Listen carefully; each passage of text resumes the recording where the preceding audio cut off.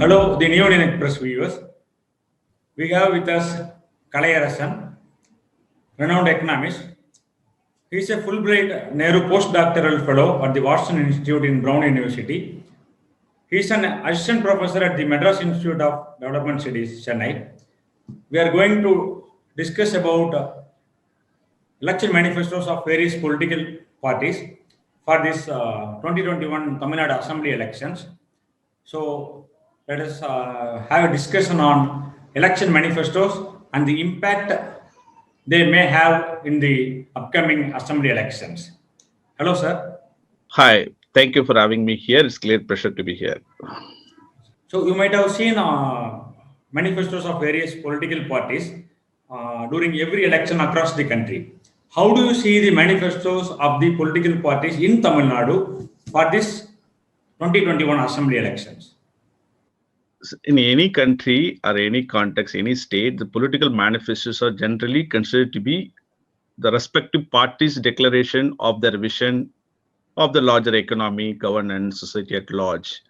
Generally, these manifestos are used to have broadly two approach towards their vision. One, which is short term, particularly in our context, this would be short term would be the economic slowdown, which preceded pandemic, and the pandemic generated crisis.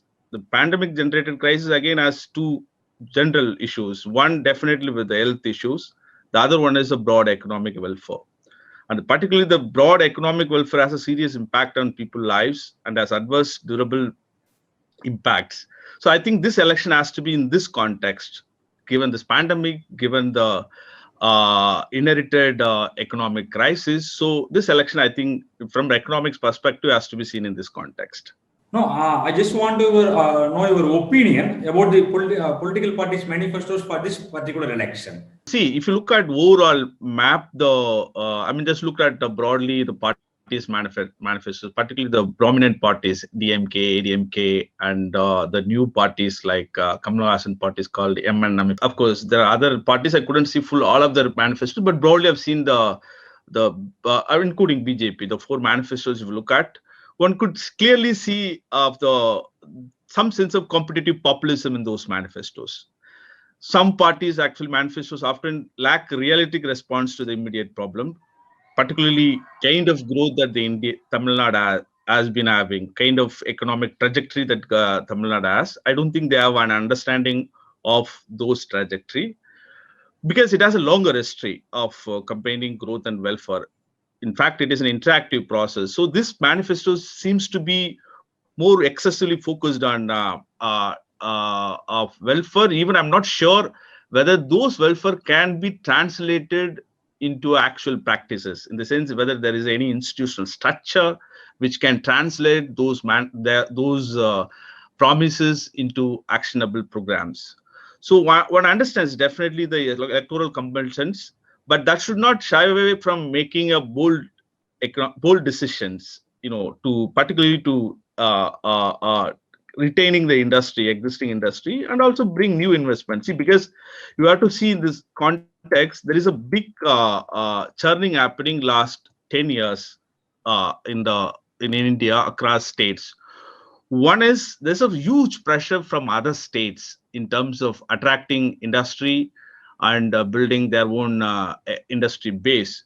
So that context, what they do is, particularly the other state, in northern state in particular, Rajasthan, and even in fact a new UP state, even you take the neighbor, forget about North Indian states, even take the neighbor Telangana, which was formed in 2014, has been doing excessively in activities to attract investment. And in fact, they go to the rock bottom approach, what I mean by rock to the bottom approach, which is basically dilute labor laws or dilute environmental laws, all that simply to attract investment. So in this context, if you have to, look at the perspective from the industrialist perspective, pull in investment, I think we have to be careful as to what is that incentive that the Tamil Nadu government or these manifestos are giving to attract those industries to build or retain the manufacturing base that it had. For instance, historically, Tamil Nadu is the state which has been not going as a rock to the bottom approach. In fact, it used to provide quality of workforce, still it can, and better infrastructure, governance, and functioning institutions. These are all its strengths. It's not like a sort of as to like approach. It's a win-win, you call as some sort of approach where you can have a growth and also people welfare in the mind.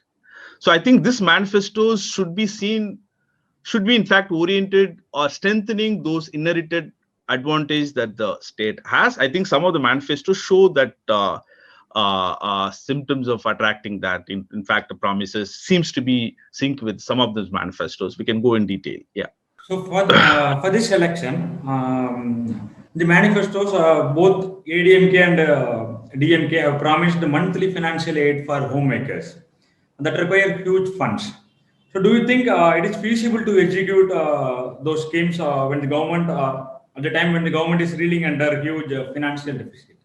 See, this is a very important question. It always happens. Any election, if you come, political parties do make big promises, tall promises. Whether those promises is translatable into actual programs is always been the question. As I mentioned earlier, one is definitely institution structure through which these promises are realized, in the sense the money is transferred. That is, one is you build a welfare institutional architect.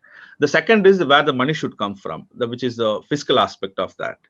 So given one side, given this pandemic, definitely people would be happy, and it is important that we should actually build some sort of stimulus package that ideally should have come from the central government to strengthen, which is what across the world is happening now.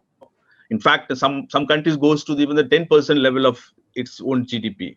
So the subnational state like Tamil Nadu can't do that level of stimulus package that the national state does in the other context, but certainly go to an extent, alleviate the pandemic caused pains and stress among the people by bringing in this sort of cash transfers. But the worry is where this money should come from. Will they actually bring a new, generate new tax, a new taxable revenues or the other forms of revenues to compensate this additional burden on the fiscal, or are going to cut down the other expenditure which are very significant to the state welfare trajectory, particularly the social sector. So it has to be seen where this money should come from. If say, for instance, the money comes from cutting down the social infrastructure, very key to the development model of the state, then I would say no. But if the money comes from the different ways where there are the political parties show off some roadmap where they're going to generate this revenue, which is not at the cost of the social expenditure, certainly I would say yes. But it depends on where are they going to generate this money. But I also have a little pessimistic approach towards this, in the sense, given the losing autonomy of the state in terms of generating revenue, particularly in the recent context, center has taken the there is a fiscal centralization happening at the national level. Given that context, if this roadmap has to be very, very taken seriously, where that money should come from. It should not come from at the cost of other expenditure, which are very important to sustain kind of welfare intervention that the state had in history. As an economist, how do you classify the welfare schemes of the AIDMK and the DMK governments, and what is the difference between them, and what is your take on freebies?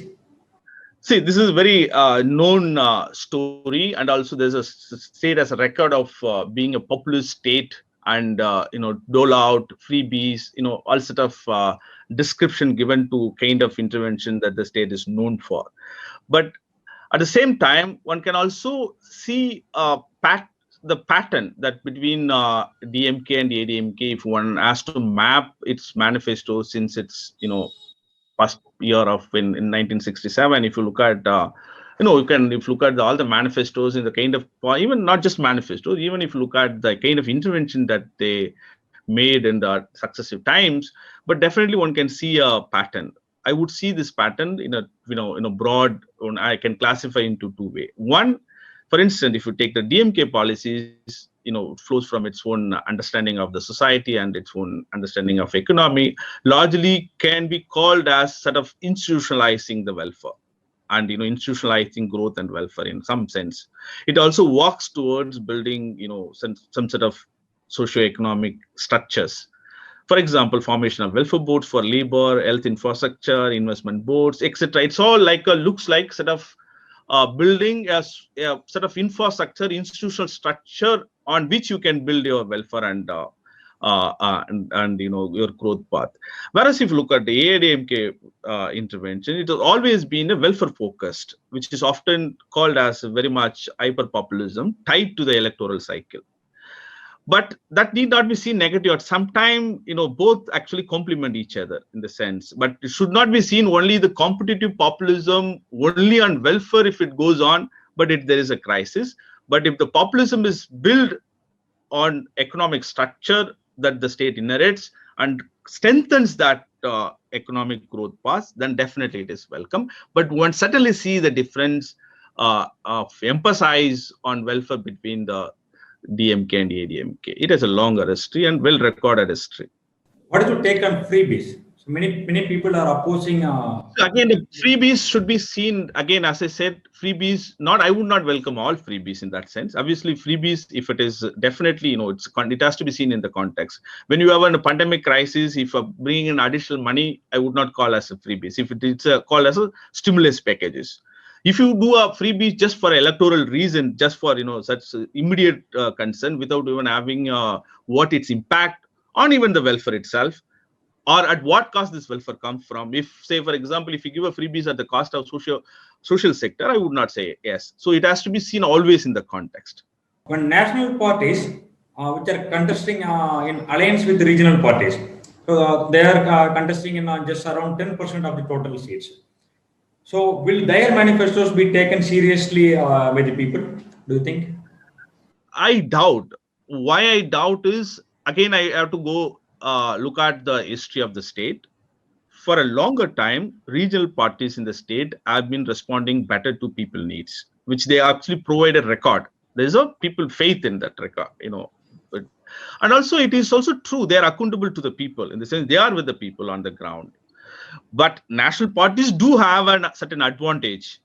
I mean, given their proximity to the power center in Delhi and getting certain schemes to the state, but those schemes or those advantage, we don't know whether have been ever translated into people welfare in the state, nor people have put a faith in them that they would translate those advantages they have with the center, translating of their proximity to the power center in Delhi to translating it into the state advantage.